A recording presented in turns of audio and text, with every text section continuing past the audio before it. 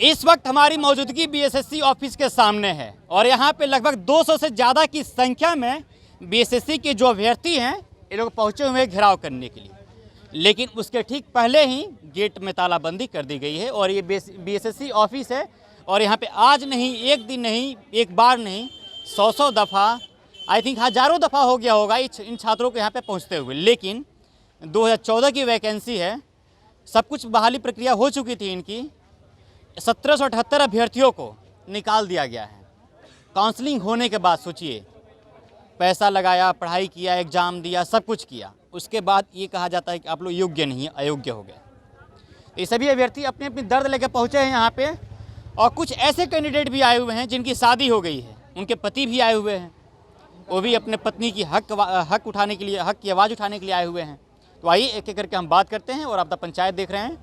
Sir क्या नाम हुआ आपका? रमेश कुमार चौधरी। आप यहाँ पे किस लिए आए हैं? हमारा सर वाइफ है जो कि बीएसएससी की चयनित अभ्यर्थी है। ठीक है। और मेरी पत्नी का कहना है कि आयोग ने जो नंबर दिया है मैं उस नंबर से सर्टिफाइड नहीं हूँ, तो हमें लगा कि इसकी हक के लिए हमें आगे बढ़ना चाहिए। इस आलोक में हम 11/7/2022 को आरटीआई से 3 चीज़ की मांग की। पहला मेरा मांग था OMR सीट, ठीक है, प्रश्न पुस्तिका आंसर की और जांच डेटा। आपको तीनों मिला? अभी नहीं सर, पहले सुना जाए सर। 30 दिन होने के बाद भी लोक सूचना पदाधिकारी द्वारा सूचना उपलब्ध नहीं कराया गया। तब मैंने 17/8/2022 को प्रथम अपील में आई हूँ। 17/8/2022 के बाद मुझे 9/9/2022 को लोक सूचना पदाधिकारी द्वारा सूचना उपलब्ध कराया गया, जिसमें सूचना अधूरी और त्रुटिपूर्ण कराई गई, जिसमें मेरा OMR सीट सही है और आंसर की गलत दिया गया। आखिर सर हमें आप बताइए कि जो मुझे आंसर की उपलब्ध कराया गया है वो बुकलेट नंबर से मैच नहीं करता है, तो अभ्यर्थी सर्टिफाइड कैसे होगी?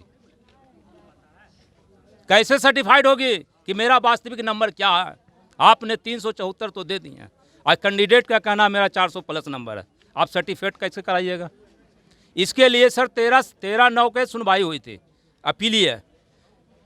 अपीलीय सुनवाई में लोक सूचना पदाधिकारी का मौखिक पक्ष था कि प्रश्न पुस्तिका और आंसर की उपलब्ध अभी नहीं कराई जाएगी। पूछा गया कि रीज़न क्या है सर, तो बताया गया कि अभी बहाली की प्रक्रिया जारी है, जबकि 9/9/2022 का नोटिफिकेशन में स्पष्ट कर चुके हैं आयोग कि हमारा 2014 का विज्ञापन का सारी प्रक्रिया पूर्ण करा ली गई है। ये स्पष्ट है, चिट्ठी है सर, देखने का चीज़ है, देख सकते हैं। ठीक है। उसके बाद आदेश का कॉपी अभी 22 तारीख हो गया सर, आज 23 तारीख है। अपीलीय पदाधिकारी द्वारा मुझे उपलब्ध नहीं कराया गया है। मैं उस आदेश का इंतजार कर रहा हूँ। दे या न दे, मैं राज्य सूचना आयोग के लिए तैयार हूँ, हाईकोर्ट जाऊँगा सर।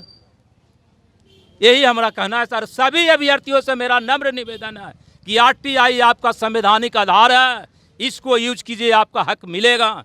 आयोग गलती की है और इसीलिए हम लोग को सही से जवाब नहीं दे रहा है। अभी यहाँ पे किन से मिलने के लिए आए थे आप लोग? हम लोग आए हैं सर सचिव से मिलने के लिए। क्या सचिव मिल पाए आप लोगों से? नहीं सर, अभी तक तो नहीं मिले हैं। क्यों? अभी तो सर कारण अभी नहीं बताया गया है। आशा में हम लोग यहाँ पे इंतजार कर रहे हैं। रीजन नहीं बताया जा रहा है? रीजन नहीं बताया जा रहा है। आप क्या करते हैं? हम सर व्यवसाय में हैं सर, जुड़े हुए हैं, बिजनेस करते हैं? बिजनेस करते हैं। चलिए, इनकी अपील है कि सभी छात्रों से जो अभ्यर्थी हैं बीएसएससी की, सभी आरटीआई फाइल करें। जो 1778 अभ्यर्थी हैं जो कि सभी का सभी उसमें सफल हैं, लेकिन उनको असफल कर दिया जाता है एक दिन, ये बोलकर आप लोग योग्य नहीं हैं, अयोग्य हो गए। आइए कुछ महिला भी हैं, उनसे भी हम बात करने की कोशिश करते हैं। मैम 1 मिनट इधर आइए थोड़ा। आप लोग, क्या नाम हुआ आपका? मेरा नाम गुंजा है। बीएसएससी की छात्रा हैं अभी? या जी, ये बताइए, आप लोग भी 2014 से परेशान हैं? हाँ बिल्कुल परेशान है, बहुत ज़्यादा परेशान है। 14 में वैकेंसी आई थी, पीटी हुआ, मेंस हुआ, टाइपिंग हुआ, सारा क्वालिफाई कर चुके हैं। फिर डीवी हुआ, काउंसलिंग, तो वो भी क्वालिफाई हुए हैं, सारा कुछ सब कुछ हो गया, लेकिन फिर भी हम लोग के साथ मतलब बाहर कर दिया गया मेरिट से। यह कह कर के आप आयोग नहीं है, लेकिन फिर भी अभी भी सीट बहुत सारा खाली है, तो हम लोग आयोग कैसे हुए? और कितना इतना पुराना पहले नंबर तो इतना कहीं भी ऐसा प्रावधान है, एक वैकेंसी पूरा करने में 8.5 साल लग जाता है। 2 साल काफ़ी था, लेकिन ये आयोग का गलती, सरकार का गलती सजा हम लोग का मिल रहा है। लेकिन ऐसा नहीं होना चाहिए। जो भी सीट खाली है सारा को फुलफिल करके हम लोग को ले लिया जाए। बस सीट जब आप तो लोग खाली है। काउंसलिंग हो गई थी, आप लोग के अंदर एक उम्मीद जगी थी कि अब हम नौकरी करेंगे, पैसा आएगा, घर द्वार बसाएंगे। पूरी तरह से श्योर हो चुके थे कि अब मेरा हो गया, क्योंकि एज भी काफ़ी हो चुकी है हम लोग का। अब कोई चांस भी नहीं कि आगे वैकेंसी भी भरेंगे। अब पूरी तरह से हम लोग एकदम उम्मीद कर चुके थे कि मेरा हो गया है जॉब। लेकिन जब आया ना रिजल्ट, मेरिट तो नहीं उसमें था, तो बहुत बुरा लगा उस दिन। तो कैसे ही से हो सकता है, जबकि सीट खाली अभी भी है। अभी बहुत सारा सीट खाली है, 3000 खाली है सीट। वैकेंसी 2014 में आई थी, हाँ, बहुत एग्जाम पुराना। कब हुआ था? 14 में वैकेंसी हुआ, अथी वैकेंसी आया और एक बार एग्जाम हुआ नहीं तो कैंसिल हो गया, क्वेश्चन आउट हो गया तो कैंसिल हुआ। फिर 18 में एग्जाम हुआ तो फिर एग्जाम हो गया। उसके बाद फिर हुआ दिसंबर इधर 20 में मेंस हुआ और फिर काउंसलिंग हुआ। बहुत लेट प्रक्रिया चला, वो भी ऐसे नहीं हुआ एग्जाम, आंदोलन करने पर हुआ, ऐसे हो ही नहीं रहा था। कहाँ से आई हैं आप? मैं नवादा से आई हूँ। देखिए, नवादा से आई है। जब इनका काउंसलिंग हो गया था तो एक अंदर उम्मीद जगी थी कि अब हम लोग जॉब करेंगे, सर्विस करेंगे, पैसा मिलेगा, घर द्वार बसाएंगे।